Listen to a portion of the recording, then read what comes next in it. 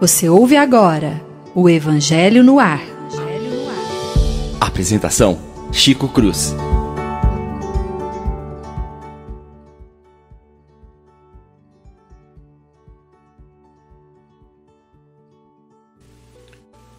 Muito bom dia, prezados e queridos amigos e irmãos radioouvintes da nossa rádio Idefran. Nesta manhã, vamos levar até você mais um programa Evangelho no Ar. Vamos dar continuidade ao estudo da introdução do Evangelho segundo o Espiritismo, com seu item de número 2, intitulado A Autoridade da Doutrina Espírita, Controle Universal do Ensinamento dos Espíritos. Se a doutrina espírita fosse uma concepção puramente humana, teria como garantia apenas as luzes daquele que a tivesse concebido. Ora, ninguém neste mundo poderia ter a pretensão de possuir sozinho a verdade absoluta. Se os espíritos que a revelaram tivessem se manifestado a um só homem, nada lhe garantiria a origem, pois seria preciso acreditar na palavra daquele que dissesse ter recebido seus ensinamentos. Admitindo de sua parte uma perfeita sinceridade, ele poderia, quando muito, convencer as pessoas do seu círculo. Poderia ter sectários, mas nunca chegaria a ter adesão de todos. Deus quis que a nova revelação chegasse aos homens por uma via mais rápida e mais autêntica. Por isso, encarregou os espíritos de irem levá-la de um polo a outro, manifestando-se em toda parte, sem dar a ninguém o privilégio exclusivo de ouvir sua palavra. Um homem pode ser enganado, ou pode enganar-se a si mesmo. Não poderia sê-lo quando milhões vêm e ouvem a mesma coisa. É uma garantia para cada um e para todos. Além disso, pode-se fazer desaparecer um homem, mas não se faz desaparecer as massas. Podem-se queimar os livros, mas não se podem queimar os espíritos. Ora, queimem-se todos os livros, e a fonte da doutrina não ficaria menos inesgotável, pois como ela não está na terra, mas surge em toda parte, todos podem captá-la. Na falta de homens para espalhá-la, sempre haverá os espíritos que atingem todo o mundo e que ninguém pode atingir. Portanto, na realidade, são os próprios espíritos que fazem a propaganda com o auxílio de inumeráveis médiuns, que eles suscitam de todos os lados. Se só tivesse existido um único intérprete, por mais favorecido que fosse, o espiritismo seria apenas conhecido. E mesmo este intérprete, a qualquer classe que pertencesse, teria sido objeto de prevenções por parte de muitos, e não teria sido aceito em todas as nações. No entanto, comunicando-se em toda parte, a todos os povos, a todas as seitas e a todos os partidos, os espíritos são aceitos por todos. O espiritismo não tem nacionalidade, escapa a qualquer culto particular e não é imposto por nenhuma classe da sociedade, já que todos podem receber instruções de seus parentes e amigos de além-túmulo. Era necessário ser assim para que pudesse conclamar todos os homens à fraternidade. Caso não se tivesse colocado num terreno neutro, teria dado continuidade às discussões em vez de apaziguá-las. Essa universalidade no ensino dos espíritos faz a força do espiritismo. Também nisso está a causa de sua tão rápida propagação, ao passo que a voz de um só homem, mesmo socorrendo-se da imprensa, teria levado séculos para chegar ao ouvido de todos. Eis que milhares de vozes se fazem ouvir simultaneamente em todos os pontos da terra para proclamar os mesmos princípios e transmiti-los tanto aos mais ignorantes quanto aos mais sábios, a fim de que ninguém fique deserdado. Essa é uma vantagem da qual nenhuma das doutrinas que apareceram até hoje pode gozar. Portanto, se o Espiritismo é uma verdade, não teme nem a má vontade dos homens, nem as revoluções morais, nem os abalos físicos do globo, porque nenhuma dessas coisas pode afetar os espíritos. Vamos aproveitar este momento para trazer até o Rádio Ouvinte um comentário extraído do site Portal do Espírito de 19 de setembro de 2016, intitulado Consenso e Verdade, que questiona como estabelecer critérios de seleção na doutrina. A sábia e conhecida advertência do espírito Erasto, constante de O Livro dos Médiuns, que diz: vale mais repelir 10 verdades do que admitir uma só mentira, uma só falsa teoria. É bem um convite ao bom senso que caracterizou a personalidade de Kardec e que deve ser o norteador de passos e iniciativas do movimento espírita. A orientação vem bem a propósito, diante da clareza com que a doutrina espírita se apresenta. O critério para aceitar ou rejeitar é simples. A receita foi utilizada pelo próprio codificador. É o princípio da universalidade dos ensinos, do consenso universal. Isto significa que as propostas ou novidades apresentadas devem submeter-se rigorosamente à concordância de transmissão e aceitação em todos os lugares, simultaneamente e por pessoas desconhecidas entre si. A própria palavra consenso, que significa acordo, já traduz um entendimento generalizado de transmissão de um novo ensino ou de aceitação recíproca do que foi apresentado. Considere-se que qualquer novidade, proposta ou novas ideias sempre encontram resistências, mas quando são verdades, nada pode impedir que prevaleçam, ainda que demorem séculos.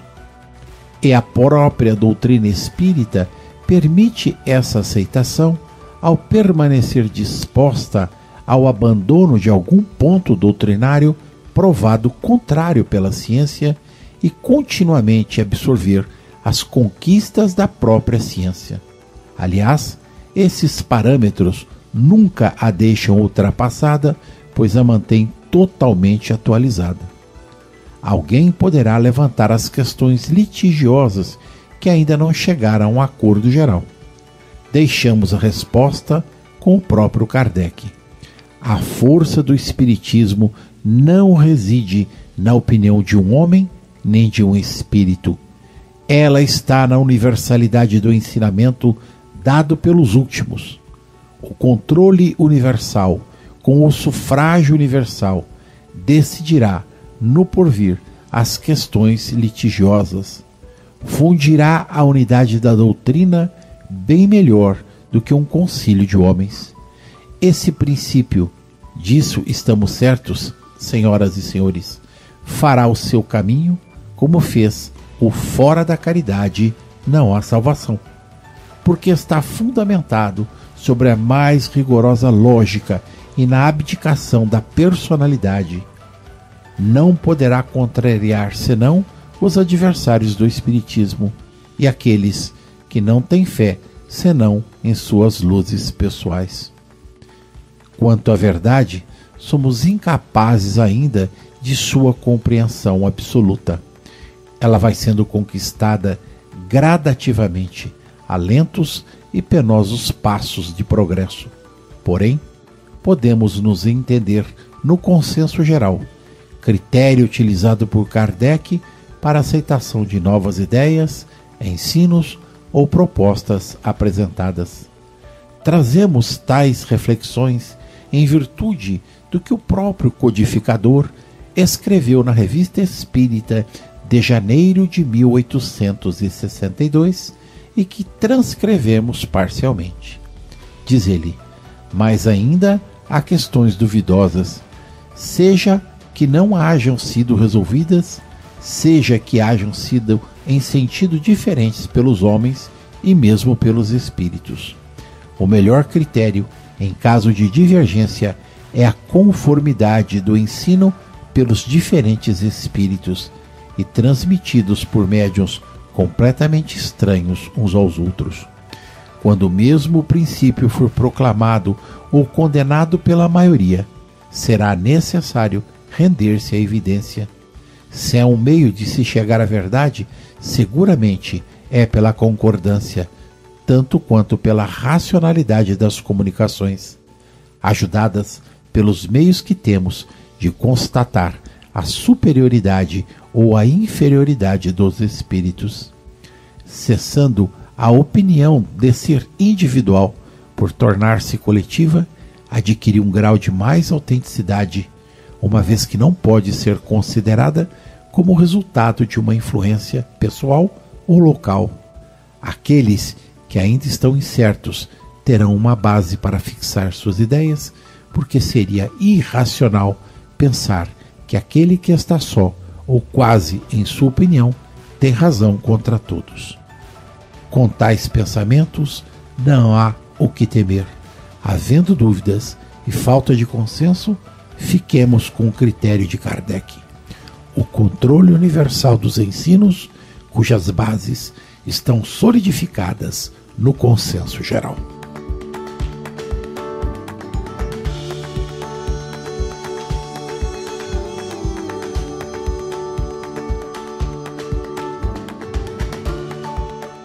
Prossegue Kardec: mas esta não é a única vantagem resultante da situação excepcional em que se encontra.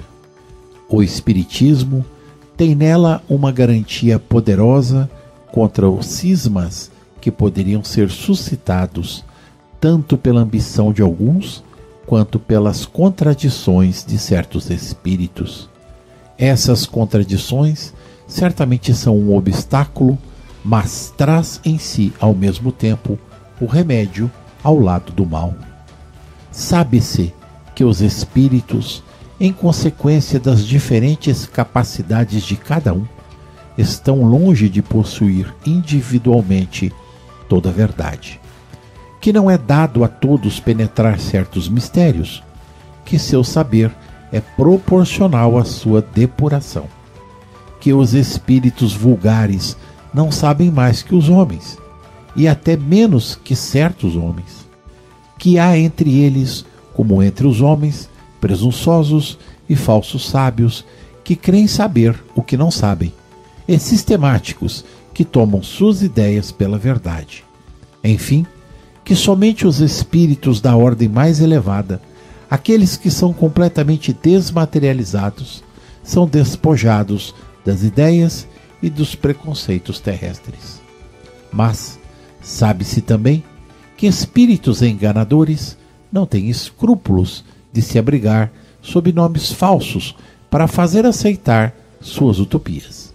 Disso resulta que, em relação a tudo o que fugir do ensinamento exclusivamente moral, as revelações que possam ser recebidas por essa ou aquela pessoa têm um caráter individual, sem autenticidade, que deve ser consideradas como opiniões pessoais de tal ou qual espírito, e que seria imprudente aceitá-las e propagá-las levianamente como verdades absolutas. O primeiro controle é incontestavelmente o da razão, ao qual é preciso submeter, sem exceção, tudo o que vem dos espíritos. Toda teoria em contradição manifesta com o bom senso, com uma lógica rigorosa e com os dados positivos que se possui, mesmo que seja assinada por qualquer nome respeitável, deve ser rejeitada. Mas, em muitos casos, esse controle é incompleto devido à insuficiência de conhecimentos de certas pessoas e à tendência de muitos a tomar seu próprio julgamento como único árbitro da verdade. Em semelhante caso, o que fazem os homens que não têm uma confiança absoluta em si mesmo? Tomam o conselho do maior número e a opinião da maioria é seu guia. Assim, deve ser o controle em relação ao ensinamento dos espíritos que nos fornecem eles mesmos os meios de fazê-lo. A concordância no ensinamento dos espíritos é, portanto, o melhor controle, mas ainda é preciso que ocorra sob certas condições. A menos segura de todas é quando o próprio médium interroga vários espíritos sobre um ponto duvidoso. É evidente que se ele está sob o domínio de uma obsessão, ou se fala com um espírito enganador, esse espírito pode dizer-lhe a mesma coisa sobre nomes diferentes. Também não há garantia suficiente na conformidade que se obtém através de médiuns de um mesmo centro, pois eles podem estar sofrendo a mesma influência. A única garantia séria do ensinamento dos espíritos está na concordância entre as revelações feitas espontaneamente através de um grande número de médiuns, estranhos uns aos outros e de regiões diversas. Entende-se que não se trata aqui das comunicações relativas a interesses secundários, mas das que se relacionam aos próprios princípios da doutrina. A experiência prova que quando um princípio novo deve ser revelado, ele é ensinado espontaneamente em diferentes pontos ao mesmo tempo e de maneira idêntica, senão pela forma, ao menos pelo fundo.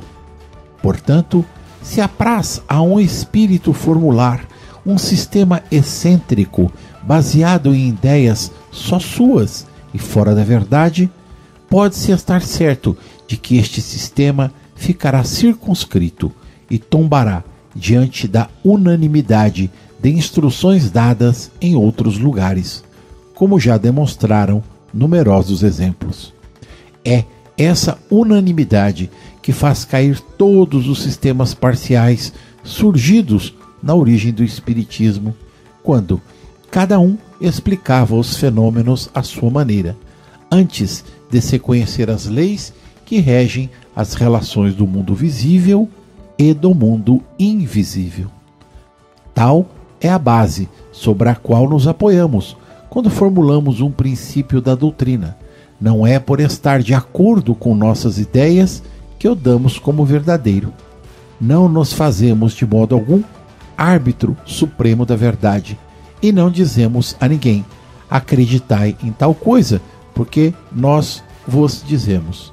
Nossa opinião não é, aos nossos próprios olhos, mais do que uma opinião pessoal, que pode ser justa ou falsa, porque não somos mais infalíveis que os outros. Além disso, não é porque um princípio tenha sido ensinado para nós que o consideraremos a verdade, mas porque recebeu a sanção da concordância.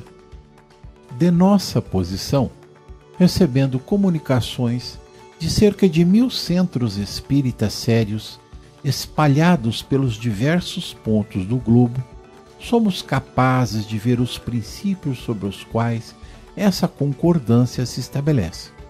Essa observação nos guiou até hoje e também nos guiará nos novos campos que o Espiritismo é chamado a explorar. Assim, estudando atentamente as comunicações vindas de diversos lados, tanto da França quanto do estrangeiro, recolhemos, pela natureza toda especial das revelações, a tendência de se entrar num novo caminho. É chegado o momento de dar um passo à frente. Essas revelações, feitas às vezes através de palavras veladas, frequentemente têm passado despercebidas por muitos dos que as têm obtido. Outros creem-se os únicos a possuí-las. Tomadas isoladamente, seriam para nós sem valor. Só a coincidência lhes confere gravidade. Depois, quando for chegado o momento de trazê-las a público, divulgando-as, cada um se lembrará de ter recebido instruções no mesmo sentido. É esse movimento geral que observamos, que estudamos, com a assistência de nossos guias espirituais, e que nos ajuda a julgar as ocasiões em que devemos fazer algo ou nos abster.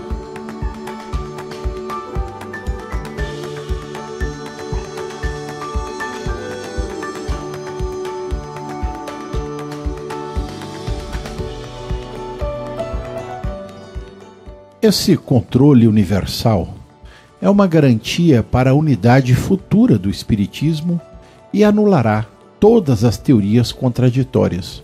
No futuro, procurar-se-á nele o critério da verdade. O que fez o êxito da doutrina formulada em O Livro dos Espíritos, em O Livro dos Médiuns, é que, por toda parte, todos puderam receber diretamente dos Espíritos a confirmação do que os livros encerram. Se os Espíritos viessem de todas as partes contradizê-los, esses livros teriam sofrido há muito tempo o destino de todas as concepções fantásticas. Nem o apoio da imprensa os teria salvo do naufrágio, ao passo que, mesmo privados deste apoio, não trilharam menos rapidamente o caminho, pois tiveram o apoio dos Espíritos, cuja boa vontade compensou e superou a má vontade dos homens. Assim ocorrerá a todas as ideias que, emanando dos Espíritos ou dos homens, não puderem suportar a prova deste controle, cujo poder ninguém pode contestar. Suponhamos, então, que agradasse a certos espíritos ditar, sob um título qualquer, um livro no sentido contrário. Suponhamos mesmo que com uma intenção hostil e com vistas a desacreditar a doutrina, a malevolência suscitasse comunicações apócrifas. Que influência podem ter estes escritos se eles são desmentidos por todos os lados pelos espíritos? É preciso assegurar-se da adesão desses antes de lançar um sistema em seu nome. Do sistema de um só espírito ao sistema de todos há a distância da unidade para o infinito. O que podem todos os argumentos dos detratores sobre a opinião das massas, quando milhões de vozes amigas partidas do espaço vêm de todos os cantos do universo e no seio de cada família atacá-los tenazmente? Em relação a isso, a experiência já não confirmou a teoria? Em que se transformaram todas aquelas publicações que deveriam pretensamente aniquilar o Espiritismo? Qual é a que ao menos lhe deteve a marcha? Até hoje não se tinha encarado a questão sob esse ponto de vista, um dos mais graves, incontestavelmente. Cada um contou consigo, mas sem contar com os espíritos. O princípio da concordância é ainda uma garantia contra as alterações que o Espiritismo poderia sofrer de seitas que quisessem apoderar-se dele para proveito próprio, acomodando-o à sua vontade. Qualquer um que tentasse desviá-lo do seu objetivo providencial fracassaria, pela razão bem simples de que os espíritos, através da universalidade de seus ensinamentos, deitaram por terra toda modificação que se afaste da verdade. Resulta de tudo isso uma verdade capital. Qualquer um que quiser colocar-se em posição contrária à corrente de ideias estabelecidas e sancionadas poderia certamente causar uma pequena perturbação, local e momentânea, mas nunca dominar o conjunto, tanto no presente e menos ainda no futuro. Resulta, além disso, que as instruções dadas pelos espíritos sobre pontos da doutrina ainda não elucidados não poderiam tornar-se lei enquanto ficarem isoladas. Por conseguinte, não devem ser aceitas, senão com reserva e a título de informação. Daí a necessidade de se agir com a maior prudência em sua publicação, acreditando que devam ser publicadas. É importante não apresentá-las, senão como opiniões individuais, mais ou menos prováveis, mas tendo, em todo caso, necessidade de confirmação. É essa confirmação que se deve esperar, antes de apresentar um princípio como verdade absoluta, caso não se queira ser acusado de leviandade ou de credulidade irrefletida. Mais uma vez, vamos recorrer a Santo Agostinho nas conclusões do Livro dos Espíritos, no seu item de número 9, quando nos diz: os adversários do Espiritismo não se esqueceram de armar-se contra ele de algumas divergências de opiniões sobre certos pontos de doutrina. Não é de admirar que no início de uma ciência, quando ainda são incompletas as observações e cada um a considera do seu ponto de vista, apareçam sistemas contraditórios. Mas já 3/4 destes sistemas caíram diante de um estudo mais aprofundado, a começar pelo que atribuía todas as comunicações ao espírito do mal, como se a Deus fora impossível enviar bons espíritos aos homens. Doutrina absurda, porque os fatos a desmentem, ímpia, porque importa na negação do poder e da bondade do Criador. Os espíritos sempre disseram que nós não inquietássemos com essas divergências e que a unidade se estabeleceria. Ora, a unidade já se fez quanto à maioria dos pontos e as divergências tendem cada vez mais a desaparecer. Tendo-se-lhes perguntado: enquanto se não faz a unidade, sobre o que pode o homem imparcial e desinteressado basear-se para formar juízo? Eles responderam: nuvem alguma obscurece a luz verdadeiramente pura. O diamante sem jaça é o que tem maior valor. Julgai, pois, dos espíritos pela natureza dos seus ensinos. Não ouvidais que entre eles há os que ainda se não despojaram das ideias que levaram da vida terrena. Sabei distingui-los pela linguagem de que usam. Julgai-os pelo conjunto do que vos dizem. Vede se há encadeamento lógico nas suas ideias, se nestas nada revela ignorância, orgulho ou malevolência.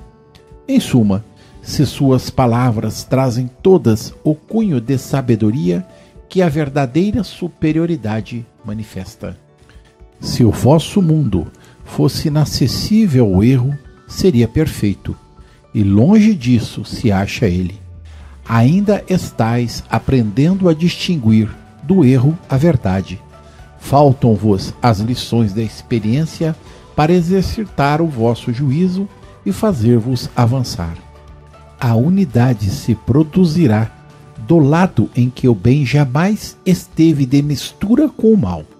Desse lado é que os homens se coligarão pela força mesmo das coisas, porquanto reconhecerão que aí é que está a verdade.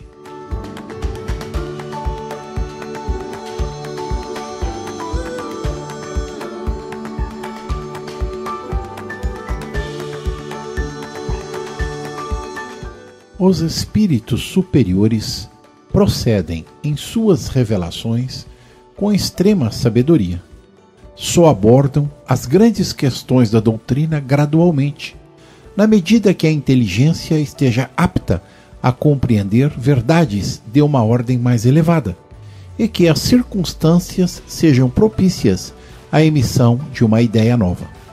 É por isso que eles não disseram tudo desde o começo e ainda não o disseram até hoje, nunca cedendo à impaciência de pessoas muito apressadas que querem colher os frutos antes de amadurecerem.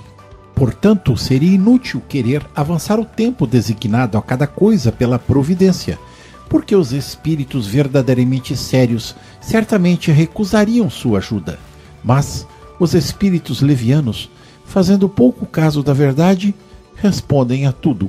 E é por essa razão que em todas as questões prematuras há sempre respostas contraditórias. Os princípios acima não são o resultado de uma teoria pessoal, mas a consequência obrigatória das condições nas quais os espíritos se manifestam. É evidente que se um espírito diz uma coisa de um lado, ao passo que milhões de espíritos dizem o contrário de outro, a presunção da verdade não pode estar com aquele que está só, ou quase só em sua opinião. Ora, pretender possuir sozinho a razão contra todos seria tão ilógico da parte de um espírito quanto da parte dos homens. Os espíritos verdadeiramente sábios, não se sentindo bastante esclarecidos sobre uma questão, não a resolvem nunca de uma maneira absoluta. Declaram não a tratar senão sob o seu ponto de vista e aconselham a esperar-se a confirmação. Por mais bela, grande e justa que seja uma ideia, é impossível que tenha a adesão, desde o início, de todas as opiniões. Os conflitos que disto resultam são a consequência inevitável do movimento que se opera. São mesmo os necessários para que melhor se faça ressaltar a verdade, e é útil que ocorram no começo para que as ideias falsas logo sejam rejeitadas. Os espíritas que tiverem quaisquer temores devem, portanto, ficar tranquilos. Todas as pretensões isoladas cairão pela força das coisas diante do grande e poderoso critério do controle universal. Não é pela opinião de um homem que se produzirá a união, mas pela voz unânime dos espíritos. Não é um homem, e muito menos nós, que qualquer outro, que fundará a ortodoxia espírita, e menos ainda um espírito que vem impor-se a quem quer que seja. É a universalidade dos espíritos comunicando-se sobre toda a terra por ordem de Deus. Aí está o caráter essencial da doutrina espírita. Aí está a sua força, aí está a sua autoridade. Deus quis que sua lei fosse assentada sobre uma base inabalável, e por isso ele não a fez pousar sob a cabeça frágil de um só. Diante desta poderosa Assembleia, que não conhece nem conluios, nem rivalidades invejosas, nem seitas, nem nações, virão quebrar-se todas as oposições, todas as ambições, todas as pretensões de supremacia individual, pois nós quebraremos a nós mesmos se quisermos substituir por nossas próprias ideias os decretos soberanos. E é somente essa Assembleia unânime que resolverá todas as questões litigiosas, que fará calar as dissidências e dará ou não razão a quem é de direito. Diante desse imponente acordo de todas as vozes do céu, o que pode a opinião de um homem ou de um espírito?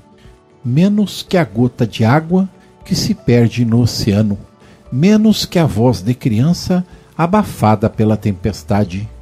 A opinião universal, eis aí o juiz supremo, aquele que se pronuncia em última instância, forma-se de todas as opiniões individuais. Se uma delas é verdadeira, seu peso é somente relativo na balança. Se uma é falsa, não pode impor-se sobre as outras. Nesse imenso concurso, as individualidades se apagam, e nisto está um novo revés para o orgulho humano. Esse conjunto harmonioso já se desenha, e este século não passará sem que ele resplandeça em todo o seu brilho, de maneira que resolva todas as incertezas, porque até lá vozes poderosas terão recebido a missão de se fazer ouvir, para reunir os homens sob a mesma bandeira, desde que o campo esteja suficientemente lavrado, esperando por isso aquele que flutuasse entre dois sistemas opostos poderia observar em que sentido se forma a opinião geral. Esse é o indício seguro do sentido em que se pronuncia a maioria dos espíritos, nos diversos pontos em que se comunicam. É um sinal, não menos seguro, de qual dos dois sistemas prevalecerá.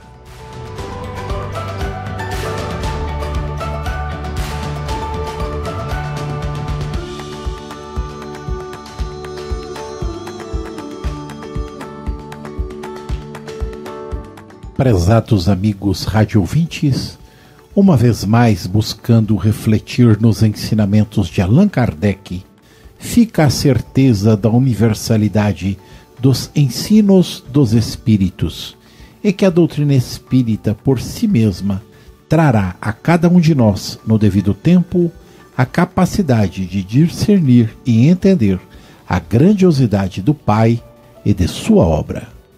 Extremamente agradecidos a Jesus pela oportunidade, extremamente agradecido aos radioouvintes que nos prestam o preito da sua atenção.